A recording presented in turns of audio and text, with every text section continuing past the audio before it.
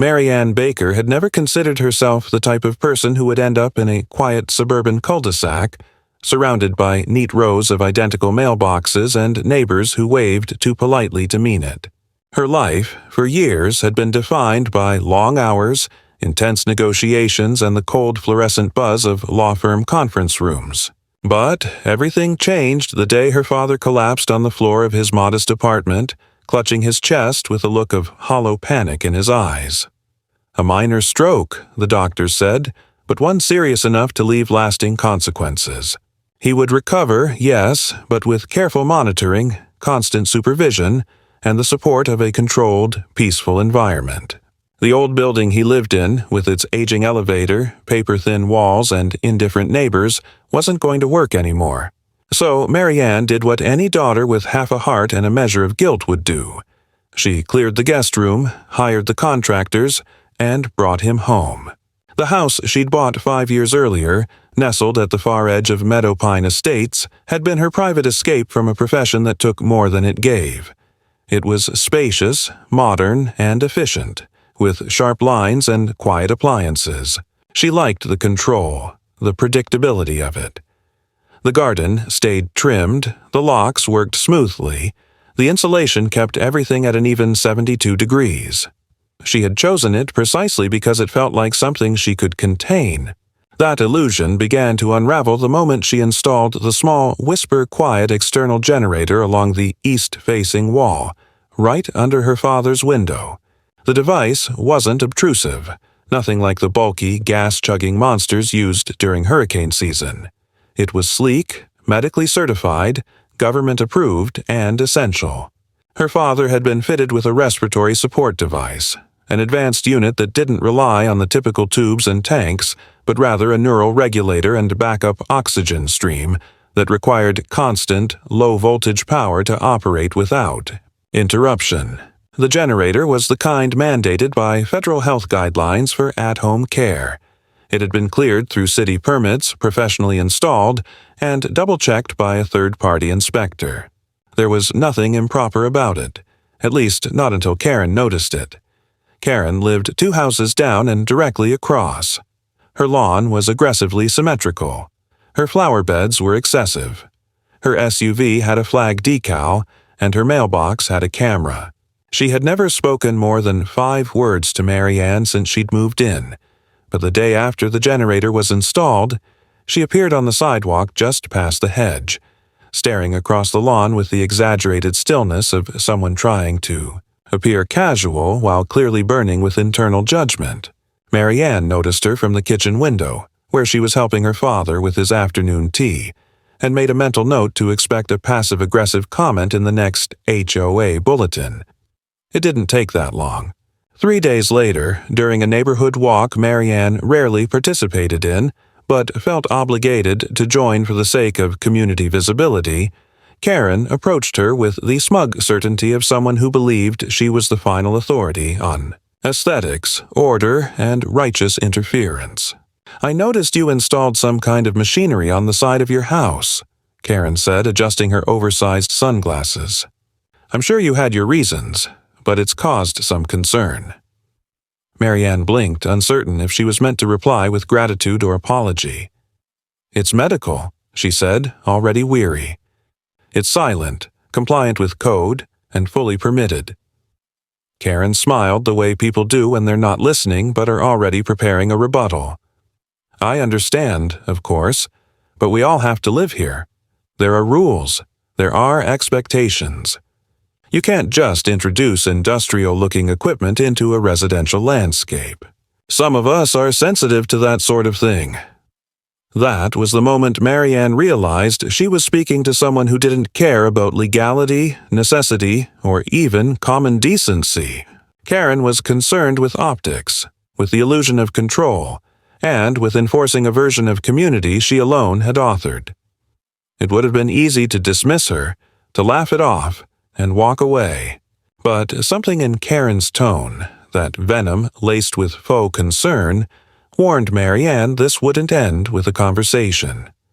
Her father, Douglas, remained blissfully unaware of the neighborhood tensions. He spent his afternoons in the sunroom with the crossword, his oxygen levels steady and his voice slowly recovering its old warmth. He had been a professor before retirement. Philosophy, of all things, and though the stroke had stolen some of his sharpness, his dry wit remained intact. Mary Ann hadn't told him about the incident with Karen, nor the other two neighbors who had politely asked whether the generator would be temporary. She didn't see the point in burdening him. He was healing, and the last thing he needed was to feel like an inconvenience in his own daughter's home. But then came the HOA meeting. Mary Ann hadn't planned to attend. It was always a tedious affair, with people arguing over paint colors and driveway stains, but that month's agenda listed backyard utility visibility as an item of discussion, and something in her gut told her to be present. She arrived early, took a seat near the front, and waited. It didn't take long for Karen to seize the floor. Some residents, she began, pausing dramatically, have introduced structures and devices that were not clearly outlined in the original zoning plans. While I understand these may have a purpose, we have to consider the long-term aesthetic and environmental impact of such additions, especially if they produce noise or visual clutter. Mary Ann spoke up, calm but firm. "You're referring to the medical generator on my property?" Karen didn't even flinch. "If the shoe fits, dear." A few people chuckled. The chairperson offered a weak smile and said they'd need to look into it further. No one offered support. No one asked questions. Mary Ann left that meeting with the cold realization that she was alone in this, and worse, that Karen had already framed the narrative. It wasn't about health or legality or accommodation. It was about disruption. And in this carefully pruned neighborhood, disruption was unforgivable. A week later, she found the first anonymous note in her mailbox. It wasn't threatening, but it was pointed. "We hope your father gets better, but this isn't the right neighborhood for special needs." Mary Ann's hands shook as she read it. She didn't show it to her father. Then came the inspections. Not from the city, but from the Neighborhood Integrity Committee, an unofficial title Karen had given herself on the neighborhood forum. One day, it was the shrub height. The next, a complaint about the recycling bin being left out overnight. Then, noise, although the generator was verified to be below ambient decibel thresholds. It was all meant to exhaust her, to chip away at her resolve, to make her feel like an intruder in her own home. But Mary Ann didn't break. Not yet. Instead, she reinforced the fence. She installed cameras, not cheap doorbell cams, but a professional surveillance system with discreet, wide-angle coverage. She triple-checked her permits and filed duplicates with the city. She documented every notice, every conversation, and every instance of interference. She didn't plan on fighting fire with fire. She planned on using facts, law, and procedure. If Karen wanted a war of attrition, Mary Ann would give her a legal campaign. She wouldn't yell. She wouldn't beg. She would document everything, and when the time came, she would bring it all forward, one notarized sheet at a time. But that time hadn't come yet. At night, when the house was quiet and the generator hummed gently like a cat sleeping against the wall, Mary Ann lay awake listening to her father's breathing, slow and steady through the slightly open door. She didn't regret moving him in. She didn't regret leaving the firm or cutting her hours to care for him. What she regretted, deeply, bitterly, was ever thinking that a quiet neighborhood meant peace. Peace wasn't quiet. Peace was earned, and the people who demanded silence often had the most to hide. What she didn't know yet was that the worst was still coming. The power would go out again. Her father would collapse. And when it happened, she wouldn't find a blown fuse or a technical failure. She would find something deliberate, something cut, torn, and severed. And by the time the ambulance arrived, the war Karen had started with passive notes and clipped tones would turn into something very real, something criminal, something that no amount of landscaping or community smiles could cover up. And Mary Ann Baker, tired, focused, and done with being polite, would finally decide that enough was enough. It happened on a Tuesday morning, the kind that began with overcast skies and a slight chill that seeped through the cracks of the windows. Mary Ann had made a habit of waking early, ensuring everything was running smoothly before her father stirred from sleep. By 6:30, she had already checked the generator's diagnostics through the app on her phone, reviewed the system logs from the night, and brewed a fresh pot of coffee. Everything, as usual, was routine. Stable power output, no alerts, no unusual consumption spikes. She stood by the kitchen sink, sipping from a chipped mug her father had always used when she was younger, relishing the stillness of the house and the rhythmic hum of the generator outside, which she could hear faintly through the closed windows. It had become a kind of reassurance, a steady sound that told her all was well, that she had protected him, that despite Karen's posturing and the notes and the endless passive-aggressive inspections, her father was safe. That illusion shattered at exactly 7:04 a.m. when she heard a strange sound, an abrupt, soft thud, followed by the unmistakable clatter of porcelain hitting the floor.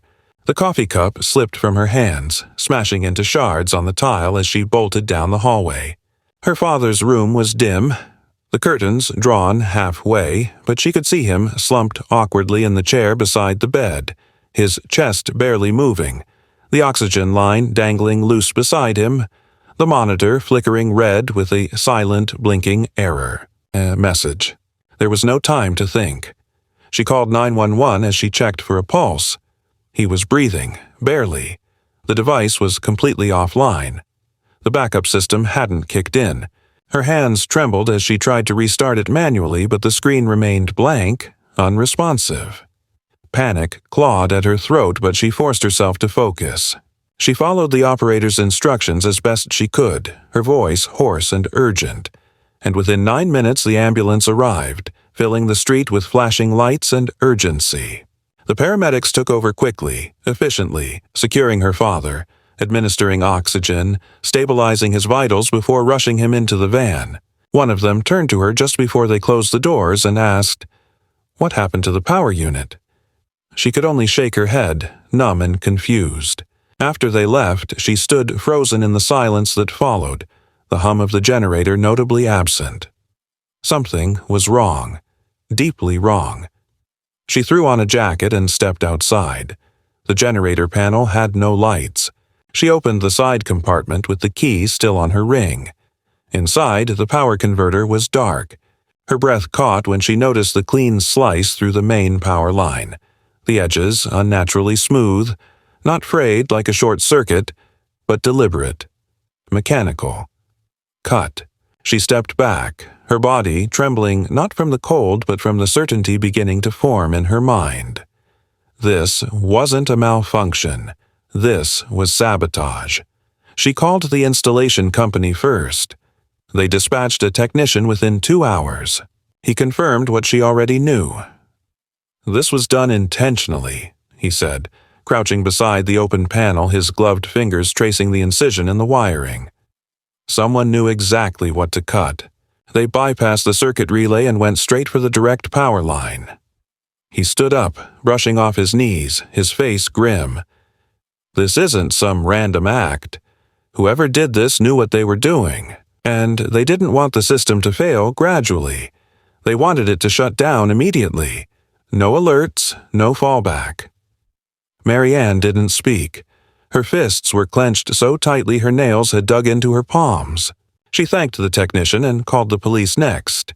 An officer arrived, young and respectful, with a cautious tone that hinted at skepticism but not dismissal. He took notes, photographs, and asked if there were any signs of forced entry. There weren't. She explained the device had been targeted specifically, that the house's interior was untouched, and she handed him a copy of the installation permit, the maintenance logs, and the generator's diagnostic history. He nodded, promised to write a report, and told her that the case would likely be assigned to a detective later in the week. "It's not unheard of," he said carefully, "but rare. Most people don't mess with medical equipment. If this is what you say it is, we'll take it seriously." But Mary Ann didn't need time to figure out who was behind it. That same afternoon, while pacing in her driveway and trying to reach the hospital for an update, She noticed Karen across the street, arms folded across her floral blouse, watching with narrowed eyes. She wasn't smiling. She didn't wave. She didn't even pretend to care. Just watched, cold, detached, daring her to say something. Marianne didn't cross the street. She didn't confront her, not yet. Instead, she went back inside, closed the door, and began pulling every document she had into a single folder. The permits, the power consumption charts, the HOA approvals, the photos of the installation, the correspondence with the equipment. Provider, even the neighborhood regulations page that explicitly protected medically necessary equipment. That night, the hospital called. Her father was stabilized. They were keeping him overnight for observation. He had suffered oxygen deprivation, but no permanent damage, thanks to quick action and previous conditioning. The relief nearly dropped her to her knees, but it also hardened something inside her. This was attempted harm. Not vandalism, not negligence, intentional harm. And it was only going to escalate if she stayed quiet. The next morning, she contacted a local law firm specializing in elder abuse and medical equipment protection. They agreed to meet the following day. She also emailed the city's Department of Health Infrastructure, reporting the generator tampering and attaching the technician's written findings. Then she filed a formal criminal complaint with the police. This wasn't just about neighborhood drama anymore. This was a federal matter. Tampering with life-sustaining medical equipment carried serious legal consequences. She made sure to say that phrase in every conversation. Life-sustaining equipment. Not device, not machine. Life-sustaining. She didn't stop there. She also notified her homeowner's insurance provider and asked them to open an investigation into property sabotage. The representative on the phone was initially confused until Marianne clarified the nature of the event. After a pause, the woman's voice changed. More serious, more engaged. "We'll escalate this," she said. "You're covered for malicious damage to medically relevant property, but you may also want to consider private security or temporary relocation." That evening, she reviewed her security footage. The cameras she had installed weeks earlier covered most of the perimeter, but there was a blind spot along the side yard where the generator sat, a patch of space between two hedges, barely 10 feet wide, where someone could have slipped in, done their work, and vanished. She cursed herself for not realizing it sooner. The footage around the time of the incident showed nothing unusual. No movement, no shadows, no obvious breach. Whoever did this had planned it carefully. They had studied her home, found the weak spot, and exploited it. She returned to her father's room, now painfully quiet without the familiar blinking monitors, and sat by his bed.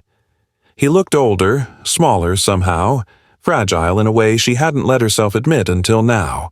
She reached for his hand and held it tightly, grounding herself in the warmth of his skin, the steady rhythm of his pulse. He was still here. That was all that mattered. But someone had tried to take that from her, and failed. That wouldn't go unanswered. Karen didn't know it yet, but the line had been crossed. The moment the cable was cut, the war stopped being symbolic. It had become criminal. And if she thought Marianne was going to retreat quietly into her house, shaken and passive, she was mistaken. Marianne Baker had spent 15 years studying law, enforcing contracts, and protecting corporate clients from fraud and interference. She had never imagined she'd need to use those skills for personal survival, but now that she did, she would do it precisely, meticulously, and without mercy. No more warnings, no more polite conversations. The next step wouldn't come from her. It would come from the law. The air in the house felt different now. It wasn't just the aftermath of the near tragedy or the unsettling quiet left in the absence of hospital monitors and medical alerts. It was something subtler, colder, like the oxygen itself had changed composition, as if Marianne's home had absorbed the threat that had come so close to turning deadly and now held its breath in silent anticipation. Her father had returned from the hospital 2 days ago, pale but recovering, and was resting in his room, watched over more closely than ever. Marianne had barely slept since the incident. Her days were filled with paperwork, emails, consultations, and careful, deliberate steps. No longer reacting, but positioning, building a case with the patience and precision of someone who knew exactly how long systems took to grind into motion, and what they would crush once activated.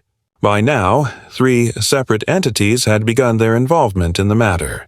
The local police department, still in the early stages of assigning the complaint to a dedicated investigator, her insurance provider, who had escalated her claim into a potential criminal property loss and initiated a subcontracted risk assessment, and, most importantly, the legal team from Barton & Rush LLP, a pair of seasoned attorneys, one focusing on healthcare litigation, the other on property law, who were now handling all communication on Marianne's behalf. She had instructed them to keep everything tight, documented, and formal.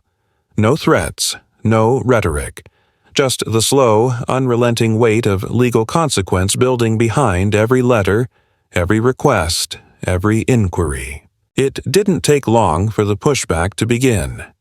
3 days after the police incident report was officially filed and submitted to the relevant municipal record system, a letter appeared on Marianne's doorstep. It wasn't from the police, nor the city, but from the neighborhood committee. An unsigned memo bearing the committee's header, but lacking any official name or contact information. The wording was careful, as though lifted from a corporate HR handbook. We have received reports that recent additions to your property may be in violation of visual integrity standards set forth by the Residential Appearance Code, RAC. Please be advised that non-compliant external installations may be subject to review and possible citation.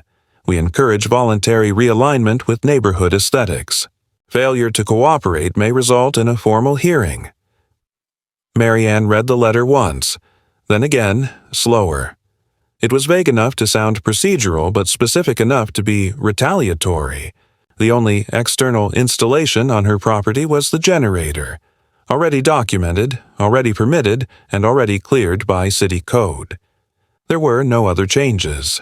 This wasn't about appearances. This was Karen's next move.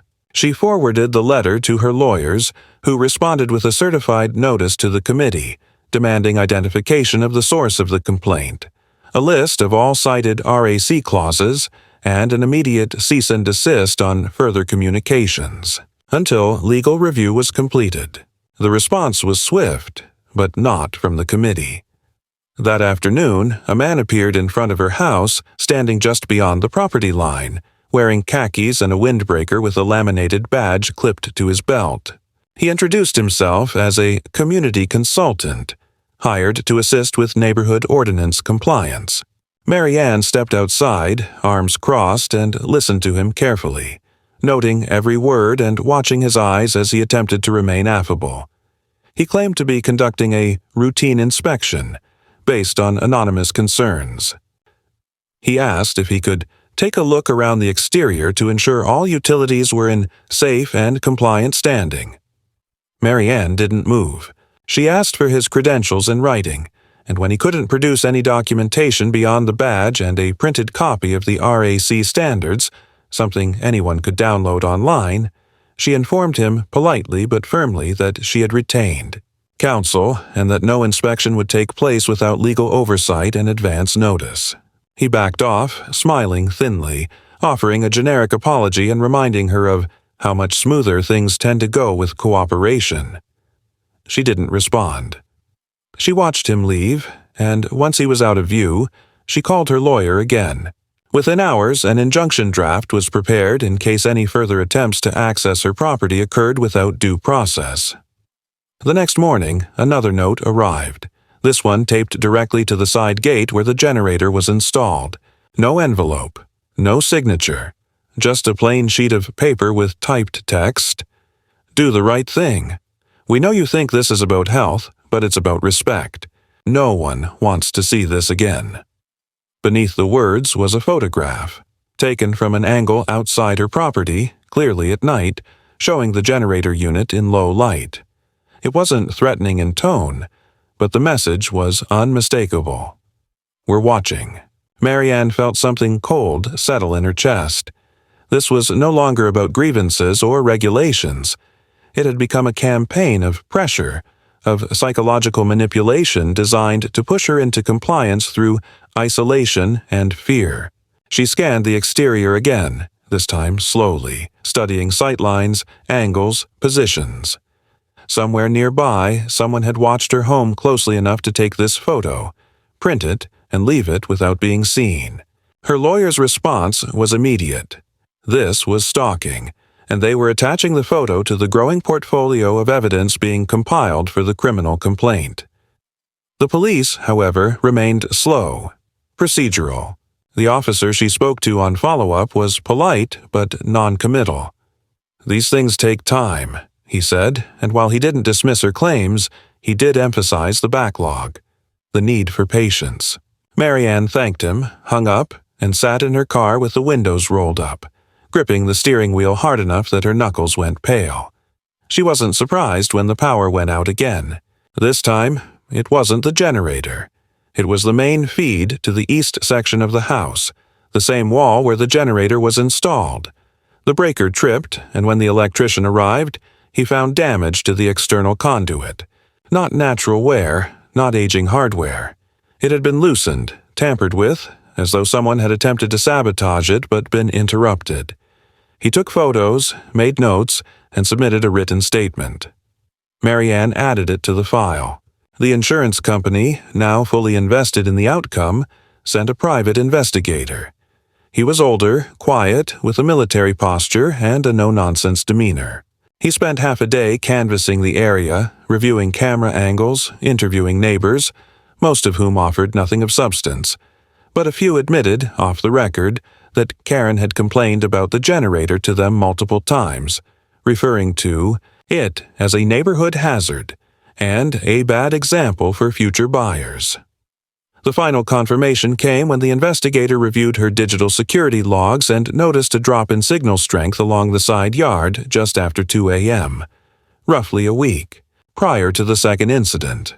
It wasn't enough for visual proof, but it indicated proximity interference.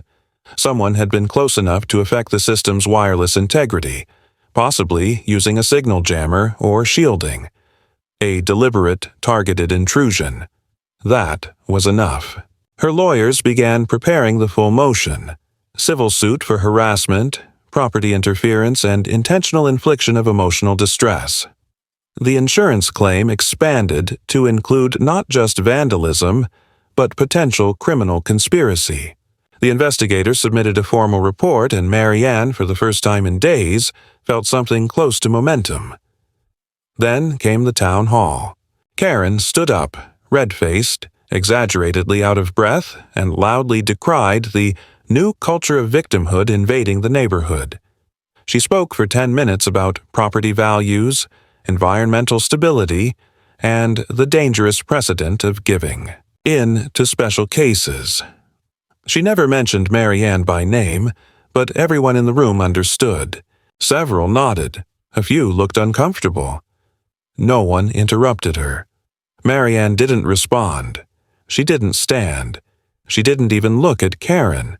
Instead, she left the meeting early, walked out into the cold night, and sent one final email to her attorney. Proceed.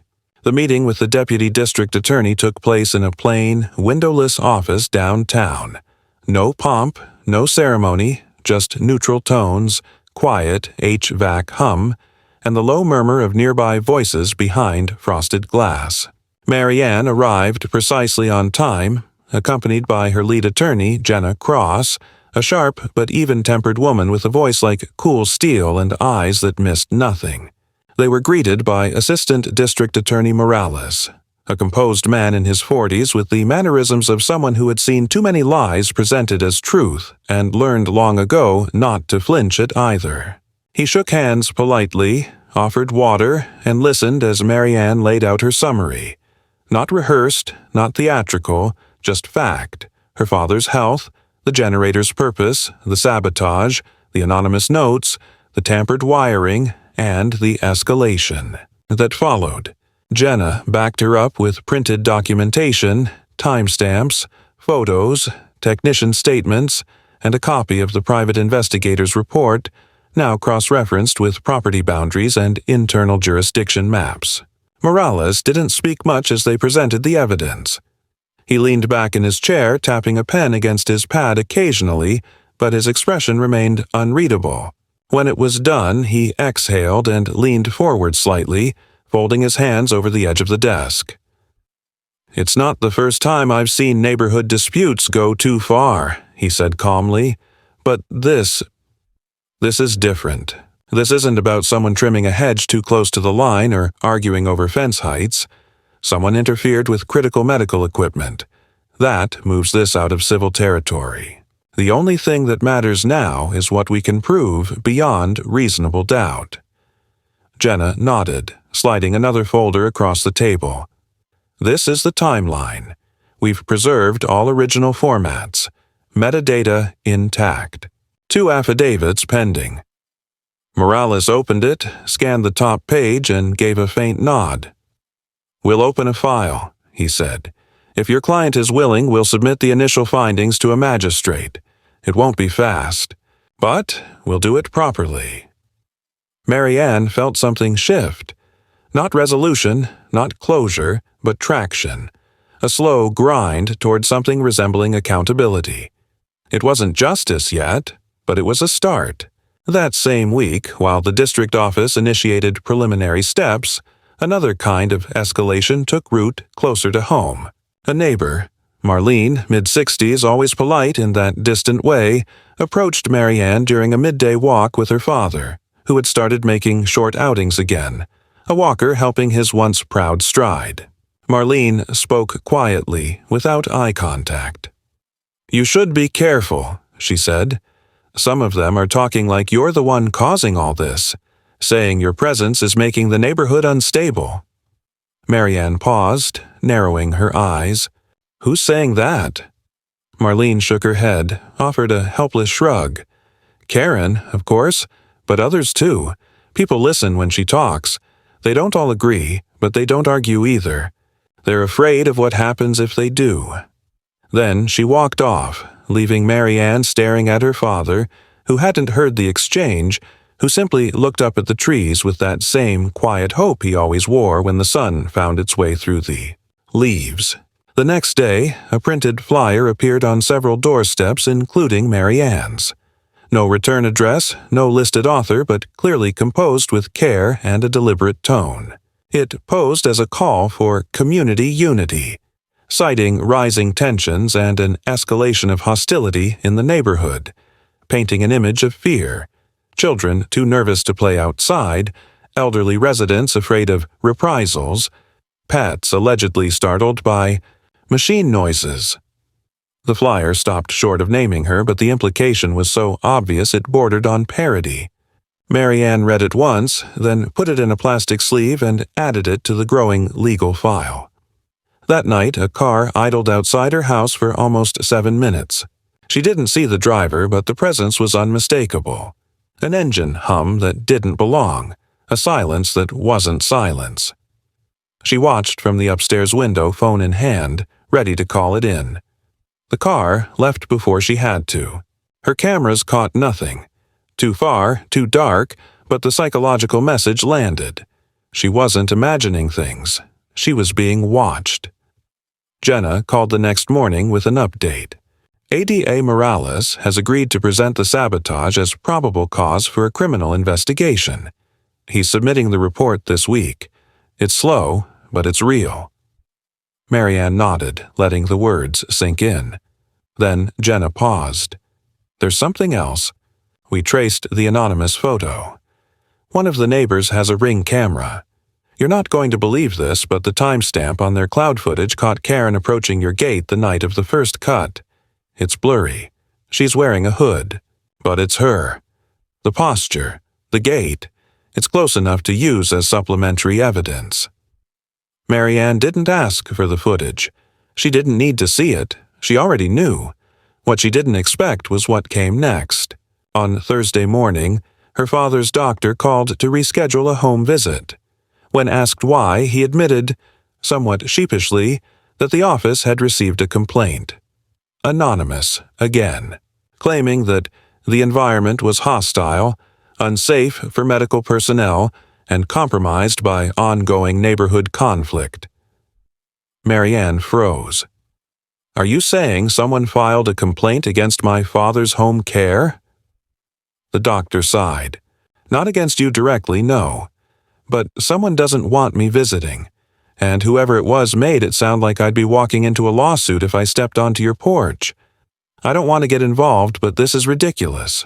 Still, I need to be careful. I'm sorry." She didn't slam the phone. She didn't yell.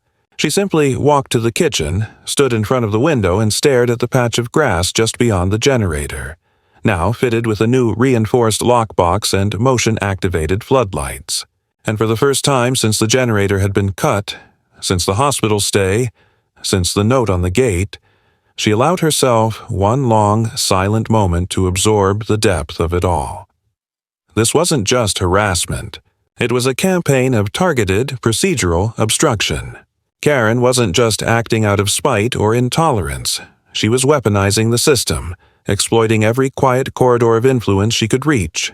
Neighbor rumors, untraceable notes, city complaints, even fear in professionals who should have been safe from interference. And the worst part? It was working. Slowly, precisely, wearing down everything Marianne had tried to protect. But then something changed. That afternoon, a man named Clifton, quiet, elderly, a longtime resident of the neighborhood, knocked gently on Marianne's door. He held his hat in both hands like someone preparing to apologize for something he didn't do. She opened the door cautiously. He looked embarrassed. "Miss Baker, I'm sorry to bother you, but I wanted to say something. I served with your father, years ago. Vietnam. We were never close, but I remember him. I didn't know he was living here. I heard what happened." He paused, lowered his eyes. "I've seen what Karen's been saying. Most of it is lies. And I think some of us have stayed quiet too long. If you need someone to say what really happened, to speak on the record, I will." Marianne didn't know what to say. Her throat tightened. She nodded once. That was enough.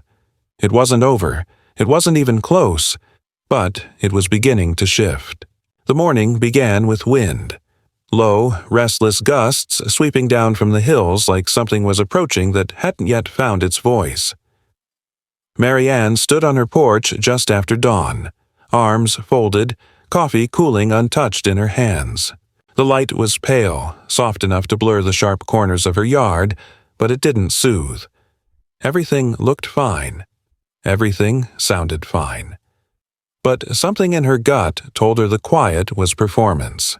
It had been too many days since the last move, and that didn't fit the pattern. Karen had built her strategy on attrition, pressure, a rhythm of escalation so precise it almost felt scheduled.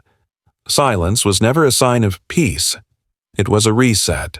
That sense proved right before noon, when the letter arrived by courier. It wasn't in an envelope. It was clipped to a thick envelope of printed documents, the kind you'd expect from a formal agency or legal filing. Marianne opened it slowly, sitting at the dining table with her father resting in the next room. The header was familiar. Neighborhood council letterhead, unofficial but styled like authority. And the letter was concise. It informed her that a formal petition had been submitted by multiple concerned residents, requesting a community hearing regarding her property's ongoing violations of collective health and environmental harmony. The terminology was vague, crafted to avoid clear legal targets, but the tone was unmistakable. This wasn't an inquiry. It was an ambush. Attached were signatures, over 20, including some she recognized from neighbors who had once waved politely, some she had never spoken to. The petition claimed her property's infrastructure had created persistent noise pollution, visual disruption, and, most outrageously, raised questions of biological exposure risk. No evidence was included. No medical basis cited. Just phrases calculated to trigger fear.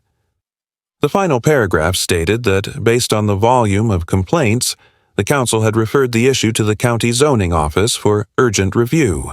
Marianne sat there, staring at the page, heart beating not with fear, but with something colder. They were moving outside the neighborhood now, aiming for legal structures, forcing her on to defensive ground. She picked up the phone, called Jenna, and read the letter out loud. "They're going public," Jenna said without missing a beat. "They want to make you the subject of a procedural violation, not just a social nuisance. We'll preempt them." Within 24 hours, Jenna's firm submitted a counter-motion to the county office, demanding immediate disclosure of all petitions, evidence, and communications regarding her property, citing the Americans with Disabilities Act and multiple federal protections regarding medically necessary installations. They also filed a formal complaint against the neighborhood council for harassment and abuse of administrative process. That wasn't the only move. The private investigator, now working full-time on Marianne's case, reached out with something new. He had acquired footage from a traffic cam at the corner 2 blocks from her home, showing a man delivering anonymous flyers late at night, pulling them from the trunk of a vehicle registered to Karen's brother-in-law. It wasn't smoking gun evidence, but it tied her closer to the operation, suggested coordination. Meanwhile, Clifton, her father's old comrade, recorded a sworn statement detailing what he'd heard Karen say about the generator at a social gathering, that she'd make that machine disappear one way or another. The statement was notarized and filed. But, as Marianne prepared for legal combat, Karen shifted gears. The next strike didn't come through paper or whispers. It came through the County Safety Board. On a Monday afternoon, Marianne returned from a medical supply pickup to find a neon orange placard stapled to her fence. Notice of temporary safety restriction. It cited an anonymous complaint regarding unauthorized electrical installations. The language was deliberately ambiguous, using outdated code references and referencing community risk vectors. At the bottom was a phone number for the county's HOA Enforcement Liaison. Marianne called immediately, got transferred 4 times, and was finally told that due to multiple logged complaints, an on-site inspection had been scheduled for the next morning.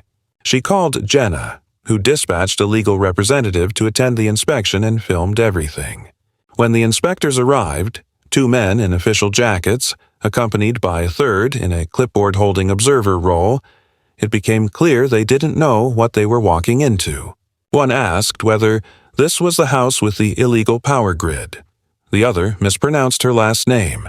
The third never spoke, but when they reached the generator, now protected by reinforced housing and marked with medical signage, they hesitated.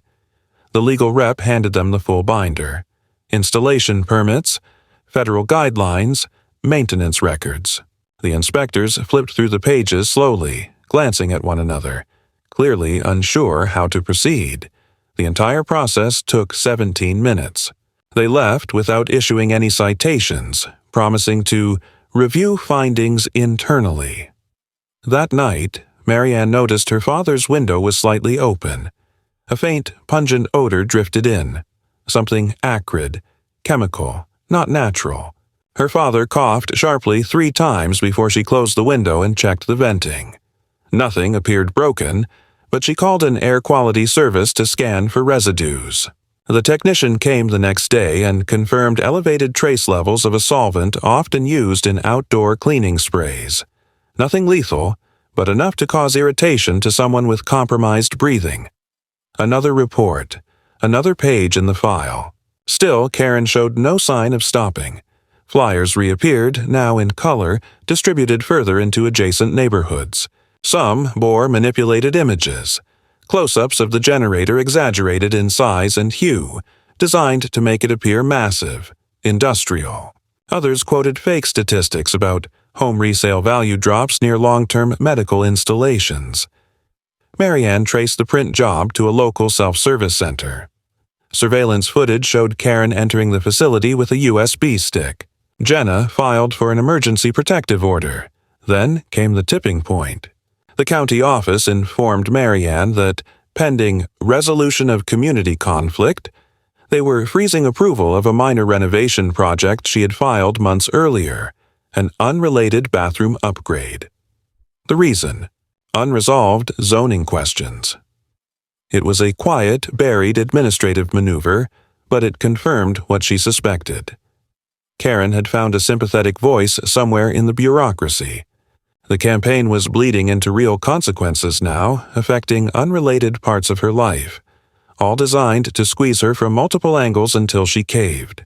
That night, as her father dozed on the sofa under a blanket, soft music playing from the record player he loved, Marianne stood in the doorway, watching him breathe, remembering the image of him in that hospital bed weeks earlier, skin pale, chest rising too slowly. She thought of every signature on that petition, every neighbor who had looked away when Karen spoke, every inspector who hadn't bothered to learn her name, every flyer left in silence. And then she picked up the folder, now thick, heavy with affidavits, images, reports, statements, and dialed Jenna's private line. "I want to go forward with the full suit," she said, her voice low but steady. "Not just for harassment. Not just for property damage, criminal negligence, attempted endangerment, defamation, abuse of process, and I want discovery opened." There was a pause on the other end. Then Jenna replied, calm and clear, "Let's make it official." The court summons was issued on a damp Thursday morning, printed on cream-colored paper with a formal seal embossed so deeply the ridges could be felt through the envelope.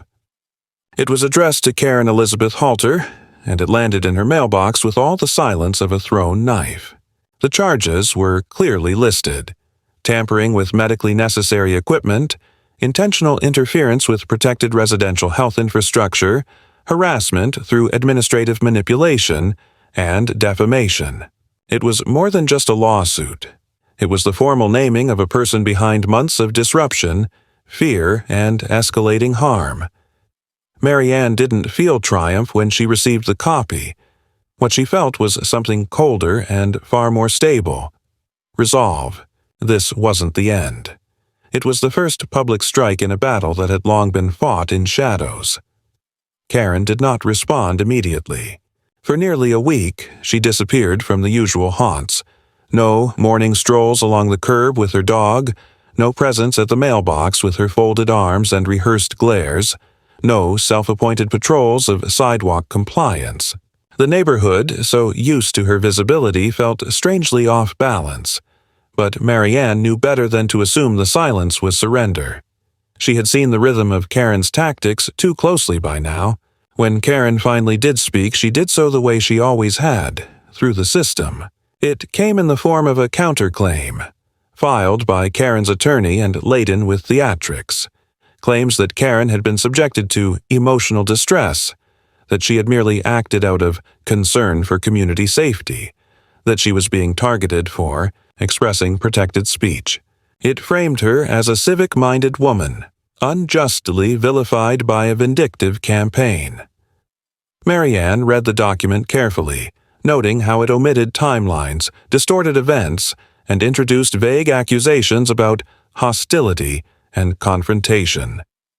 It was built not on facts, but on spin, a last grasp at casting herself as a victim before the truth emerged in court.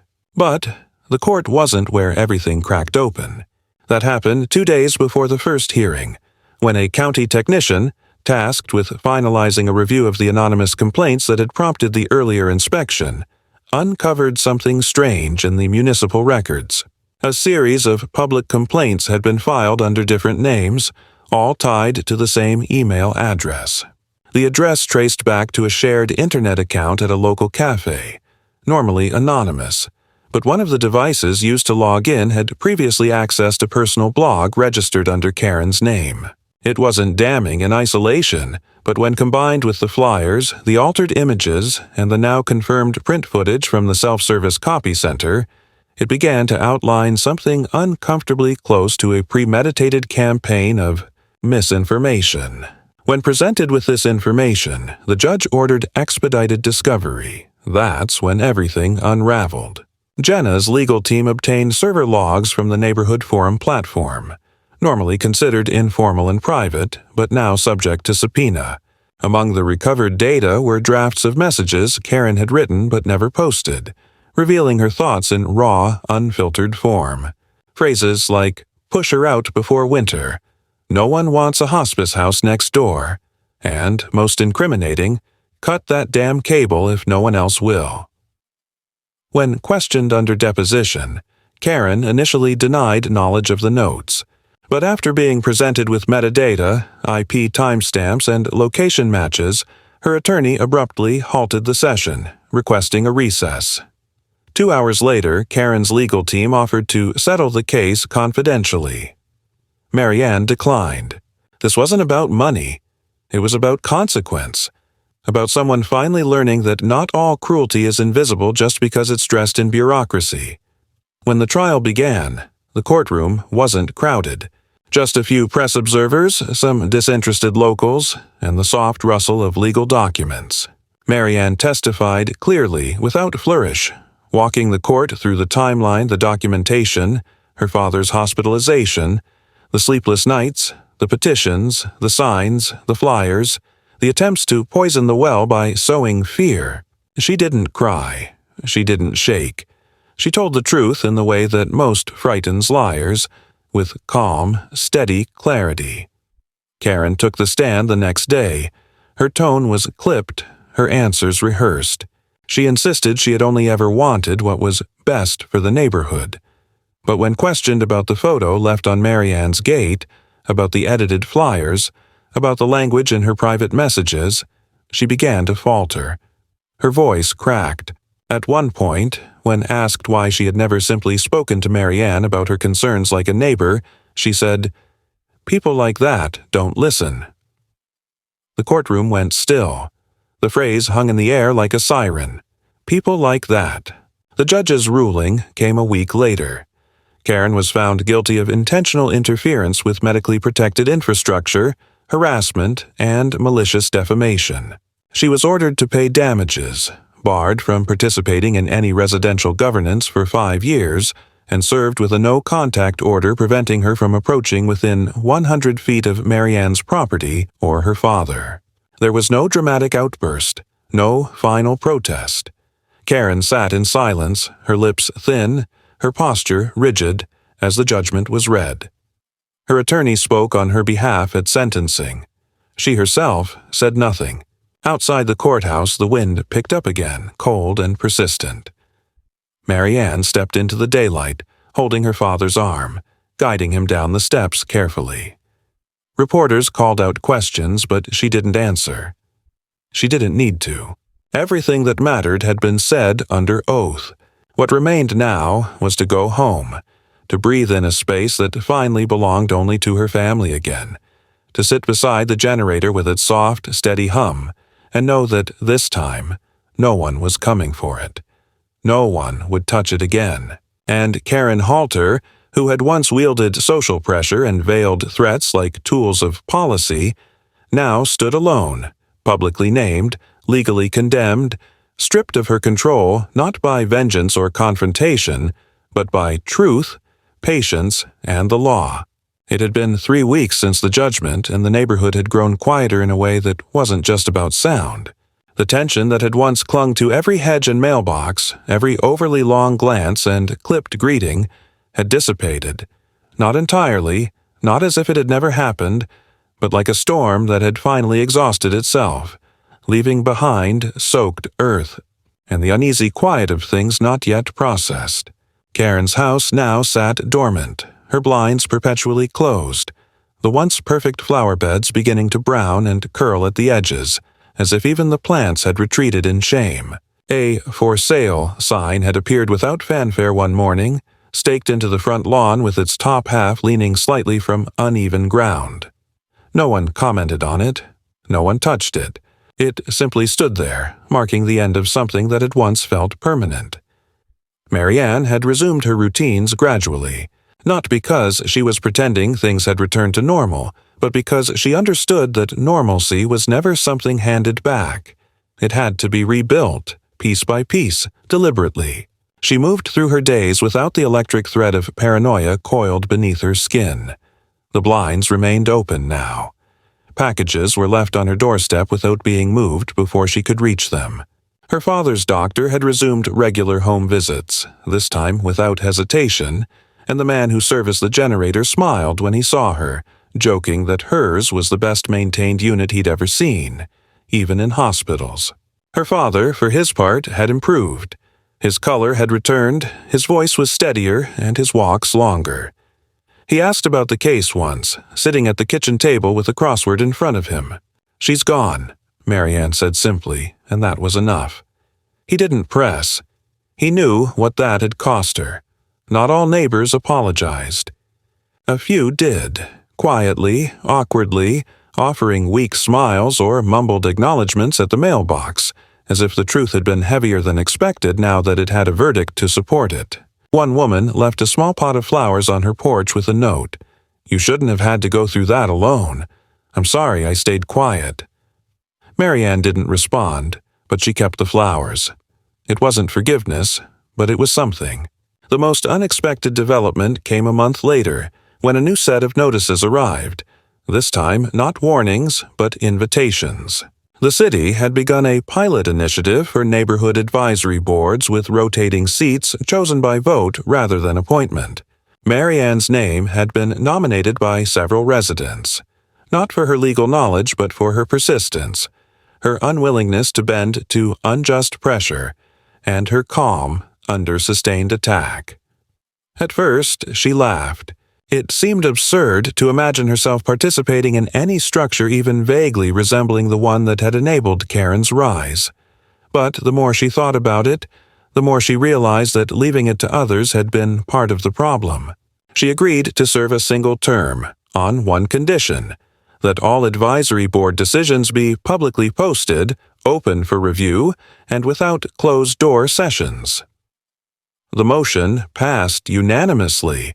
By spring, her home had been fully restored. The generator, now encased in an updated weatherproof housing with integrated sensors and redundant power failsafes, blended seamlessly into the landscape. A new garden bed circled it, not to hide it, but to frame it deliberately, like a monument not to machinery, but to endurance. Her father tended the garden now, moving slowly but with purpose, teaching himself patience again after years of rushing and recovering. The legal case had drawn attention beyond their zip code. Health organizations had reached out for permission to reference it in future advocacy. A few podcasts contacted Jenna for interviews, citing the suit as a precedent for protecting home-based medical care against civil abuse. Marianne refused media coverage. She wasn't interested in becoming a symbol, but she did write one letter, privately, quietly, addressed to the county supervisor who had paused her bathroom permit during the height of the harassment. She didn't scold. She didn't accuse. She simply enclosed a copy of the court's ruling, a timeline, and a note that read, "This happened while you hesitated. Please do better next time." There was no reply, but 2 weeks later, her renovation was approved without conditions. Some nights she still woke at odd hours, listening. Not for intruders, not for sabotage, but for the quiet rhythm of power flowing, the mechanical assurance that her father's breath wouldn't falter in the dark. It became part of her own breathing, that low, subtle hum through the walls. Not intrusive, not alarming, just presence, just life. What Karen had tried to take wasn't just safety. It was the right to feel secure in her own home, the right to protect family without fear of punishment for it. That kind of violation didn't vanish with a verdict, but it became smaller, less defining, once she reclaimed the space it had tried to occupy. And so the house stood, not as a fortress, not as a monument to victory, but simply as what it had always been meant to be: a place to live, to recover, to endure, and finally, to rest.